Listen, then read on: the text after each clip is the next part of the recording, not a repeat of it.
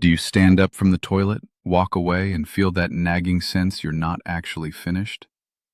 In the largest clinical trial ever done on this specific fruit in the bladder, over 1,400 men followed for a full year. One measurement moved in a direction that mattered. The amount of urine left behind after going actually dropped. I'm 83, and for the first time in over a decade, when I'm done, I'm actually done. Let me walk you through the 5 simple fruits behind that, and the one measurement almost nobody talks about. When I stand up from the toilet now, I'm done. No walking away wondering if I'll be back in 20 minutes. For more than 10 years, going to the bathroom and actually being empty were 2 completely different things for me. I'd finish, zip up, walk back to my recliner, and 15 or 20 minutes later feel that same pressure building again, like my body had lied to me the first time. I started calling it the ghost trip in my own head because there was nothing left to give, and yet there I was again. I stopped trusting my own bladder, which is a strange thing to say out loud, but that's exactly what it felt like. Some nights I'd go through the whole routine 3 separate times before actually turning the bathroom light off for good. Go, wait, feel that pressure creep back, go again. My wife used to joke that I spent more time in there some evenings than she did getting ready for church. I laughed along with it because the alternative was admitting how much it actually bothered me. My doctor never once used the phrase incomplete emptying with me. He checked my prostate numbers, checked my blood pressure, had his 8 minutes, and sent me on my way. Nobody sat me down and explained why a body that used to finish the job in 1 trip suddenly needed 3 attempts to feel done. I started planning errands around it without even realizing I was doing it. Grocery store first because I knew where their restroom was. Hardware store second because I'd already be handled by then. My son noticed once and asked why I always ran the same loop through town, and I laughed it off, something about habit. It wasn't habit. It was a man quietly building a map around a body he no longer trusted to finish what it started. Here's what actually causes that. As the prostate enlarges with age, it doesn't just narrow the tube urine passes through, it also changes how hard the bladder muscle has to work to push urine out against that narrower channel.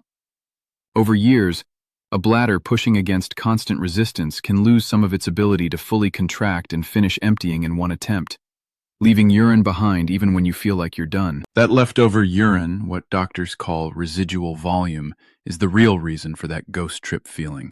And it's also part of why the bladder fills back up and triggers another bathroom run sooner than it should, day or night. It was never about my bladder lying to me.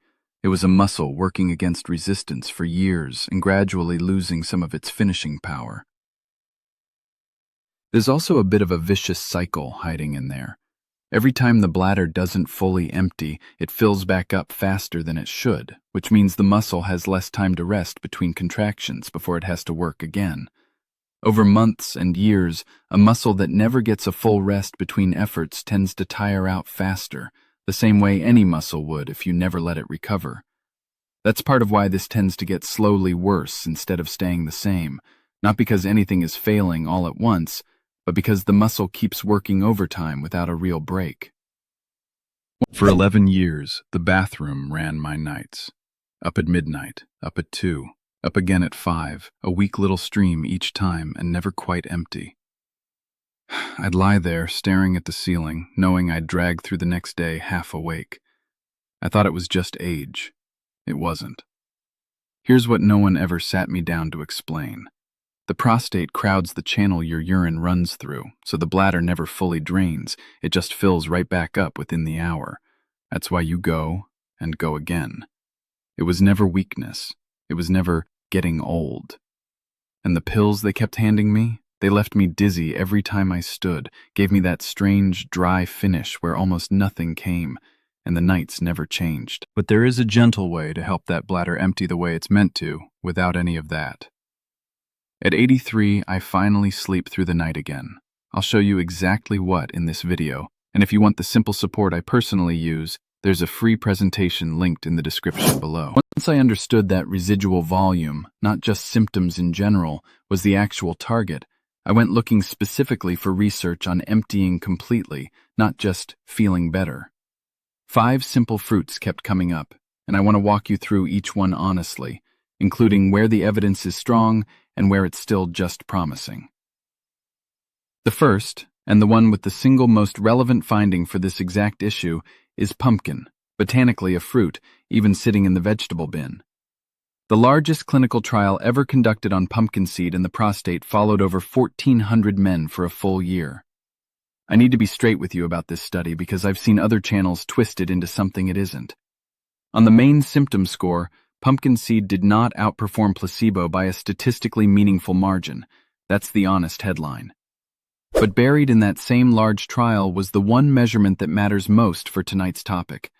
Residual volume, the urine left behind after going, dropped significantly in the pumpkin group and not in the placebo group. A separate, smaller pilot study of 60 men found roughly a 30% improvement in overall symptoms with a daily pumpkin seed extract over 3 months. So, mixed on symptoms broadly, genuinely promising on the specific measurement of emptying completely, which is exactly what this video is about. Second, cranberry, the real fruit or an unsweetened concentrate, not the sugary cocktail. In a randomized trial of men with lower urinary tract symptoms, the cranberry group reported significantly fewer symptoms and better quality of life than placebo. Researchers believe cranberry compounds help calm the bladder lining itself, which supports the muscle doing its job with less irritation working against it. I mix an unsweetened concentrate into water most afternoons. It's tart on its own, but cut with water it's no different from any other drink I'd have anyway. Third, blueberries. Rich in a class of plant compounds researchers have studied for calming inflamed tissue throughout the body, including the bladder wall. A less irritated bladder wall is a bladder wall that can contract more fully and more comfortably. Half a cup a day, fresh or frozen, is all it takes to add this one in. I keep a bag in the freezer and toss a handful over cereal most mornings without thinking twice about it anymore. Fourth, pomegranate. The research here is still developing, but pomegranate is rich in polyphenol compounds studied for general anti-inflammatory support in the pelvic region. I include it as a reasonable, low-cost addition to the stronger evidence above, not as a headline claim on its own. A small glass of the unsweetened juice with breakfast is about as complicated as I make it.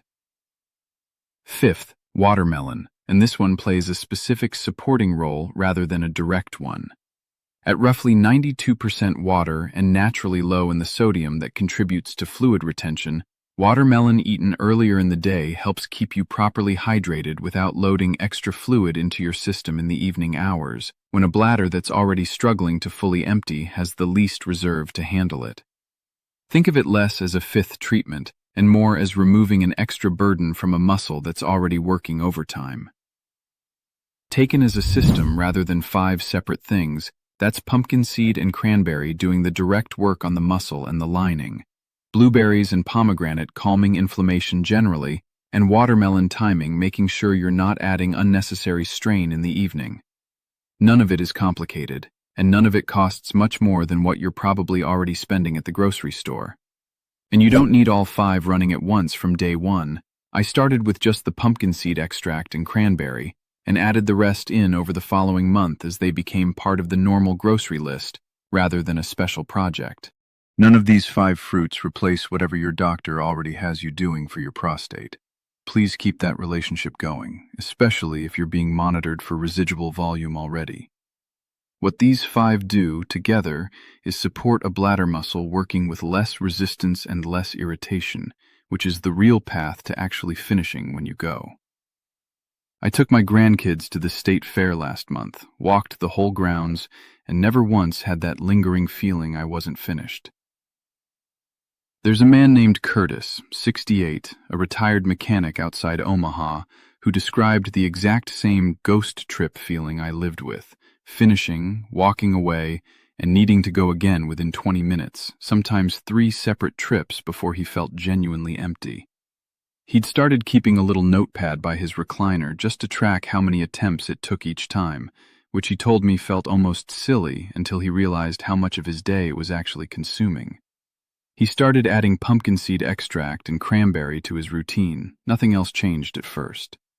He told me the ghost trip feeling started easing within about 3 weeks, though he said it took closer to 2 months before he stopped bracing for that second trip out of habit. He stayed with his own doctors monitoring the entire time. I'm not promising you his exact timeline. I'm telling you because his 10 years sounded exactly like mine. So here's what I use: a few drops every single morning. And let me be honest about why it works. One herb on its own nudges one thing, but your prostate answers best when several signals are calmed at the same time: the flow, the emptying, the pressure behind it. That's why what I take brings them together, concentrated, working as one, not a single ingredient hoping to do everything. Stronger stream, full emptying, quiet nights, your freedom back. And none of the trade-offs, no dizziness, no dry finish, nothing taken from you as a man. It's linked right under this video. Go see it for yourself. It won't replace good sleep or your own doctor. It's there to support your body. At 83, I sleep through. It is not too late for you. Here's what I want you to walk away with tonight. Feeling like you're never quite empty isn't something you have to just live with, and it isn't proof your bladder is failing you. It's a muscle working against resistance for years, and there are real, studied ways to support it finishing the job. Starting with fruit most men over 60 already have sitting in their kitchen, alongside whatever your doctor already has you doing.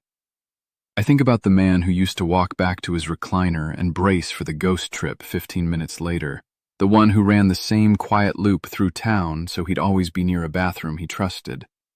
And I think about the man I am now, 83, standing up from the toilet and simply being done, walking the whole state fairground with his grandkids without a second thought.